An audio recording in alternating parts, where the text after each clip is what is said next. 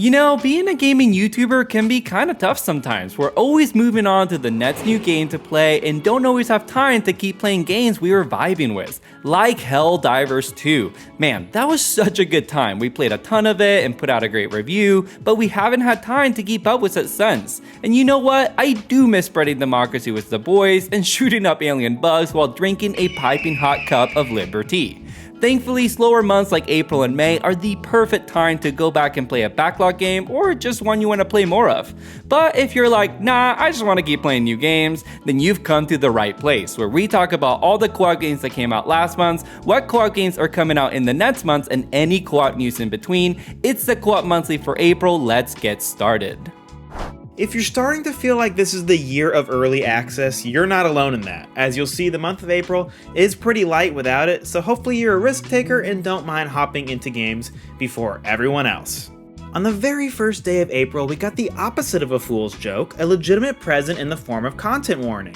Take Lethal Company and add in a roguelike element of trying to become a YouTuber, and you not only have a fever dream, but you have this. It absolutely blew up on Steam, peaking at 204,000 concurrent players and garnering a 92% very positive user rating after 11,000 votes. It was so popular that we dropped our enshrouded playthrough to give it a whirl, and our report, it was fun. The camera element is hilarious, but the game itself isn't all that scary, and we would have liked that aspect. 100% worth checking out for a few sessions, but I don't think the gag lasts too long, and the good news is, it's only $8, so an easy purchase for the squad. Azoove came out into early access on the 3rd, but to significantly less of a splash than content warning, understandably. It's a cooperative digital tabletop card game that's certainly unique and worth a look. It has an 81% positive user rating, but with only like 20-ish entries. It's planning on coming out in 2025, so maybe check back with us later when we get that 1.0. Speaking of 1.0, one of the indie gems of 2024 you might want to add to your list is Inkbound. It finally released in full on the 9th to a very positive 89% user rating and a strong 81 on OpenCritic from reviewers. For those of you new to the title, it's a turn-based tactical roguelike with a vibrant storybook aesthetic that's easy on the eyes. Gaming Vault gave the 1.0 a 8 out of 10 and described it as a roguelike that may not be on everyone's radar, but goes beyond expectations to deliver an addictive and gorgeous turn-based experience. As we continue to jump between 1.0s and early access, let's move on to Kill It With Fire 2, the long-awaited sequel to everyone's cathartic spider-crushing fantasies. What's different between this and the first title, you may ask?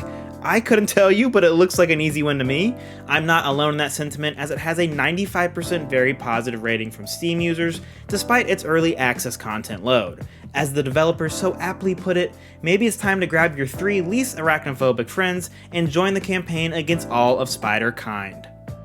And around we go again with the 1.0 release of Sker Ritual. Gabe and I have been watching this one for a while leading up to its full release, and we finally get to see what the critics would say, and it's pretty much rocking 7s post-released. It sounds like the game does have the fun Call of Duty Zombies appeal that we've missed, but lacks polish with balancing and technical issues. Users do have it at a very positive 85%, so maybe mileage will vary with this one. Let us know if you've played it and if we need to check it out.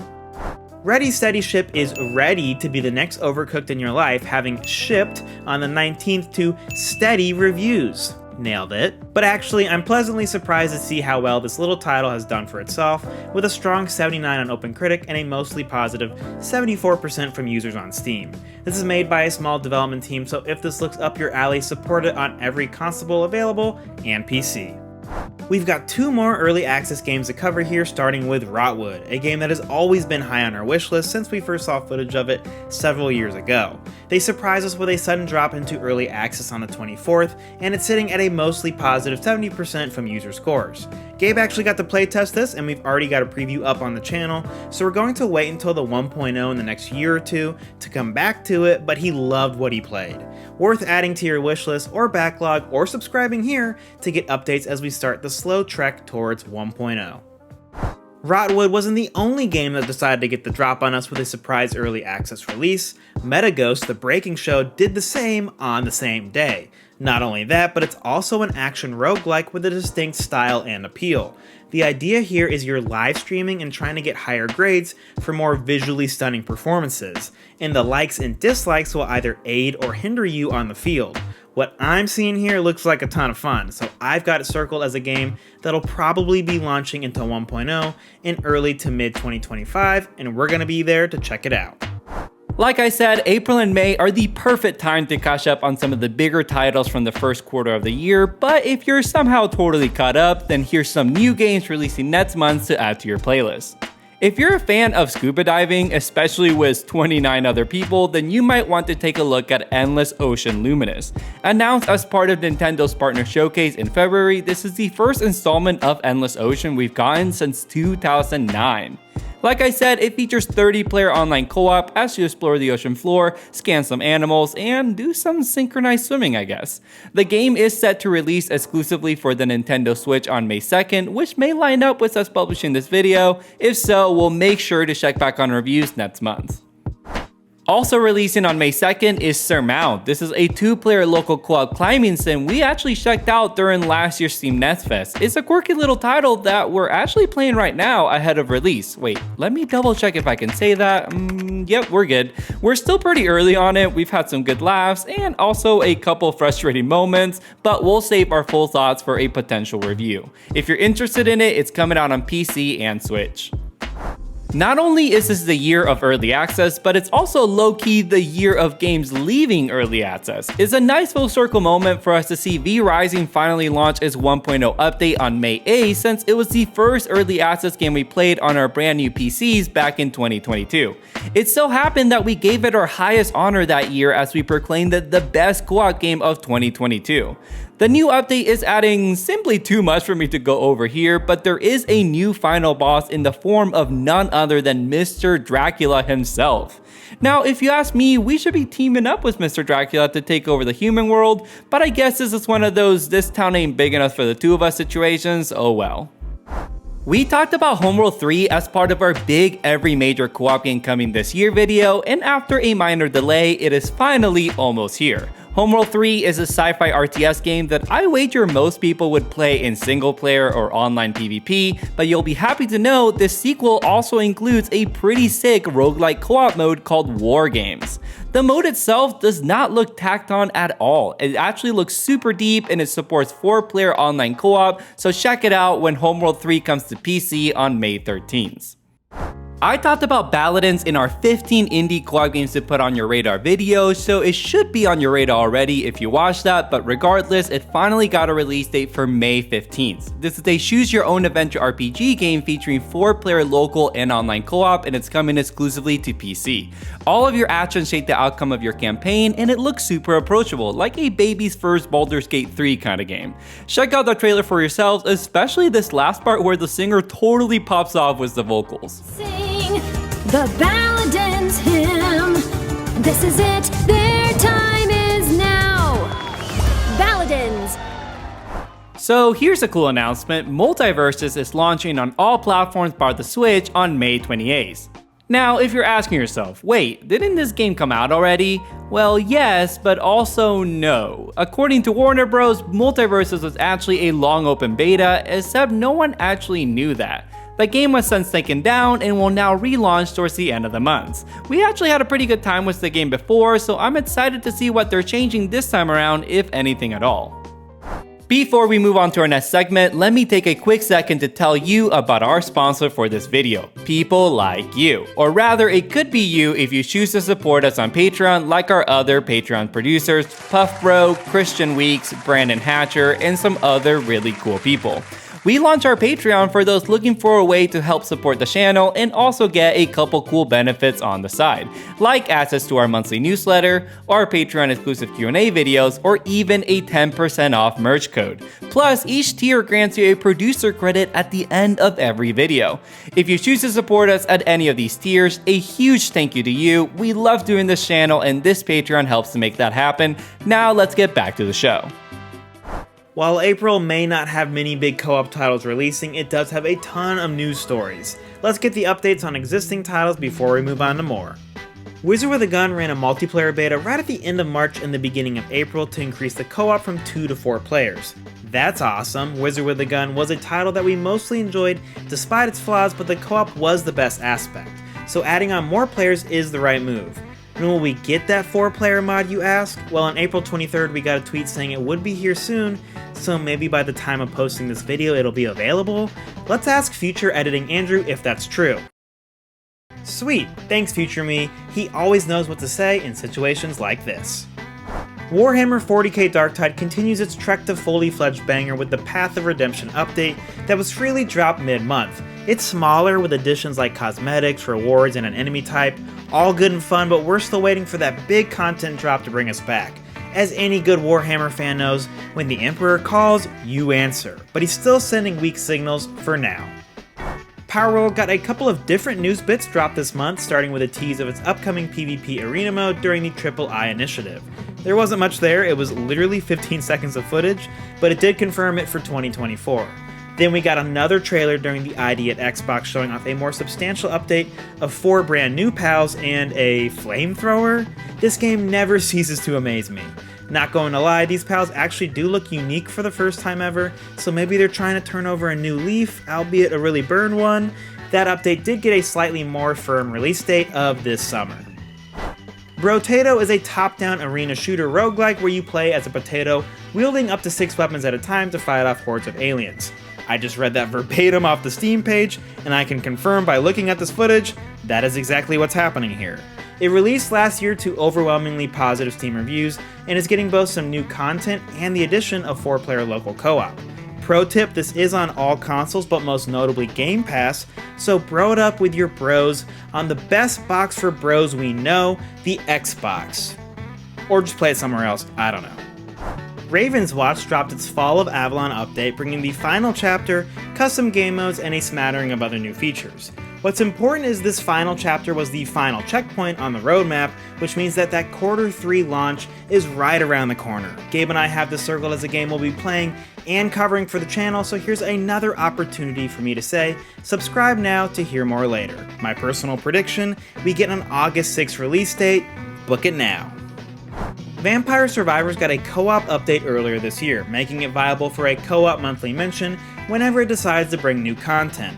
Well, here we are letting you know it's coming to PlayStation this summer, it's getting a Contra crossover, and a huge content drop that's out now. The Laboratory update is what I'm referring to when I say out now. It has some holiday-themed characters and train mechanics. Don't ask questions on that one. But we're also getting a gun update with the Contra crossover. The update brings, well, it brings guns obviously, I'm not really sure what more to say here. That's right around the corner on the 9th of May. Back when Gabe and I played the adorably frustrating Bread and Fred last year on stream, we both said, man, this game was destined to be on the Switch, right bro? We both said that. Simultaneously, it was awesome. And to no one's surprise, we were right in thinking that, because it got a Switch announcement earlier this month and the date is May 23rd.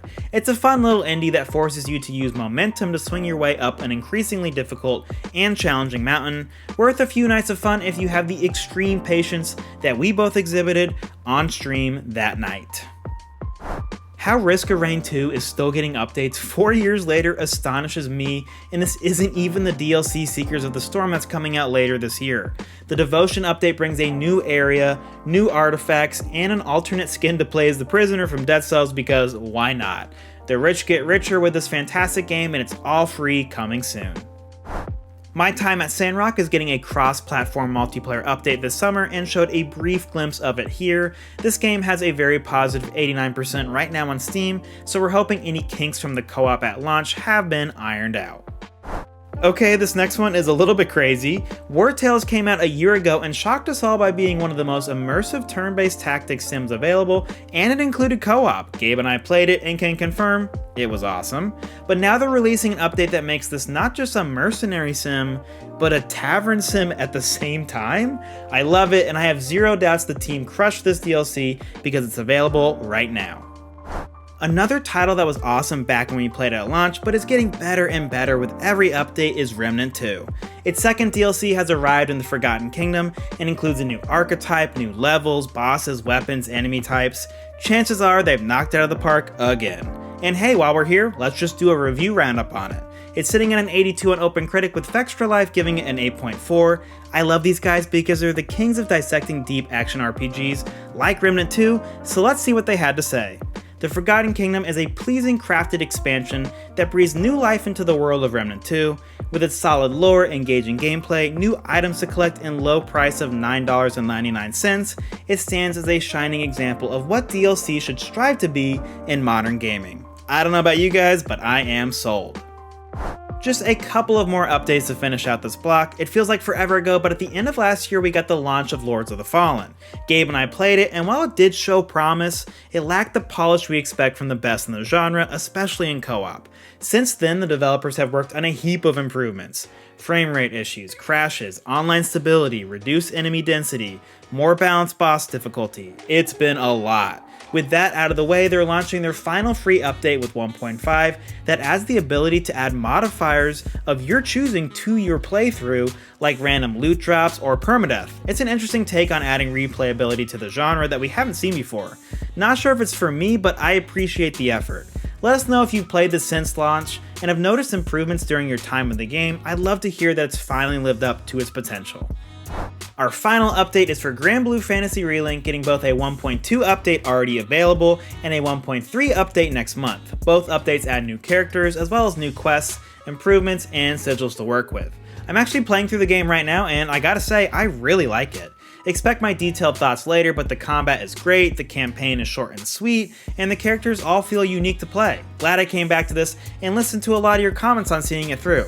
Here's my final reminder to subscribe to get more on that later. I promise that's the last time.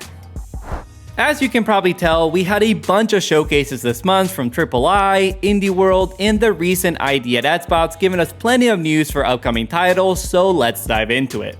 You know, one thing I love in games is a good dash. Lucky for me, Motion Twin, makers of Dead Cells, are making a game that's like 80% dashing in Windblown.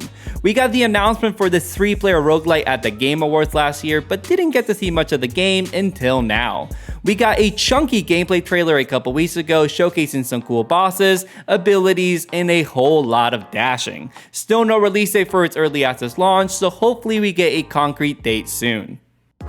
Once Human got an exclusive IGN preview with the video titled Once Human Preview, Things Got Weird. And yeah, with these weird enemies with creepy mouse briefcases as heads, I think that's an appropriate title. The preview went over lots of features from puzzles to combat and how the game will feature PvE areas separate from the PvP ones. Once Human is one of those games that's kind of hard to parse through, but it looks interesting, so we'll make sure to keep an eye out for its Q3 launch. Up next, we got some nice developments on 33 Immortals, the upcoming 33-player roguelite. For one, the team announced a closed beta on May 24th, which you can sign up for right now, and you totally should, and join our Co-op Bros 33-player army, it'll be pretty sick. Secondly, the game got some screen time during the recent ID at Xbox showcase.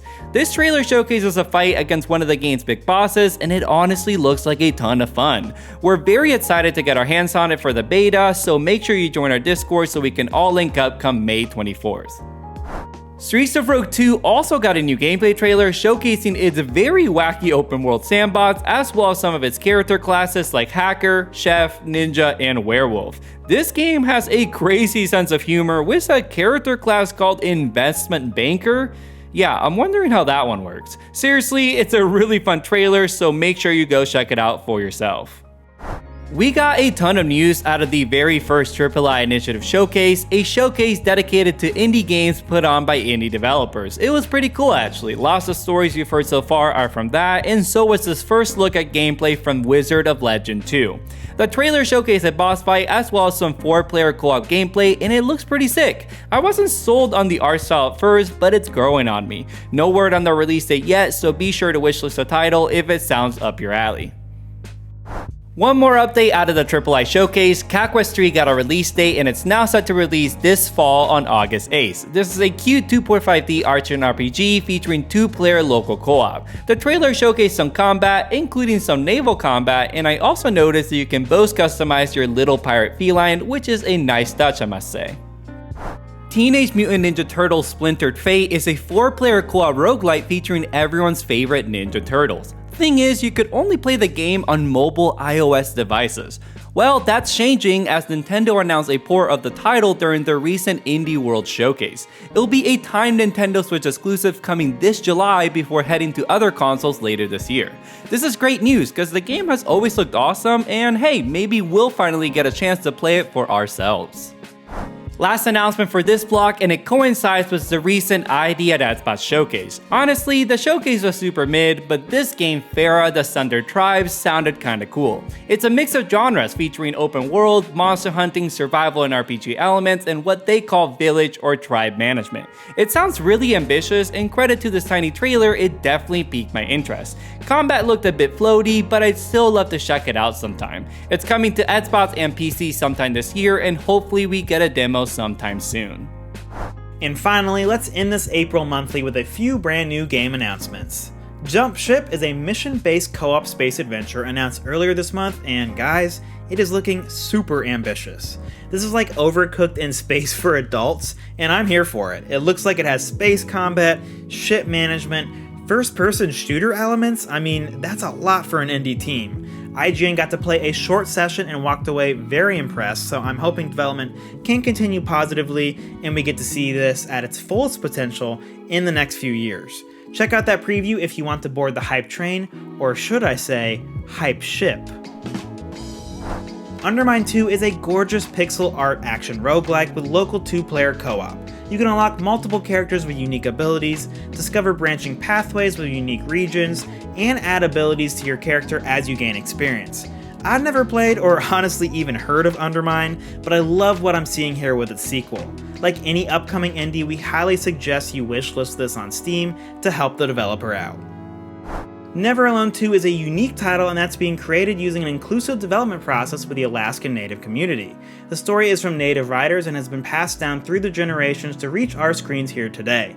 It's also being specifically designed to be played in co-op, both for online and the couch, and in it you'll explore the Arctic and uncover its deadly mysteries. Love the sentiment here, but we only have a little bit of footage to go off of, so we'll cut it off before I run out of screen time. The ID at Xbox Showcase may not have been the strongest showing this year, but it did include the announcement of All You Need Is Help, a game that kind of stole the show and my heart at the same time. I actually don't know if it's competitive or cooperative, but it's cute, has a great theme song, and looks like a ton of fun with a group. It's coming this fall to Game Pass, so I guess I'll finally purchase a third and fourth controller for my Series S. Thanks for watching, guys. We really appreciate your continued support of this video series. If you like what we're doing here, consider subscribing, following us on our socials, or joining our Discord server. And if you want to go the extra mile, please check out our Patreon and merch store. You can find the links for everything down below. Now, before we go, I want to plug a very cool upcoming stream that we're doing on May 6th to celebrate 5 years of the channel. Andrew and I are going to sit down and rank every co-op game that we've ever played. We came up with a bracket and everything. It should be a really fun stream, so come join us on chat that night. And extra thank you to all our Patreon producers as always. We'll catch you next time on another episode of The Co-op Bros.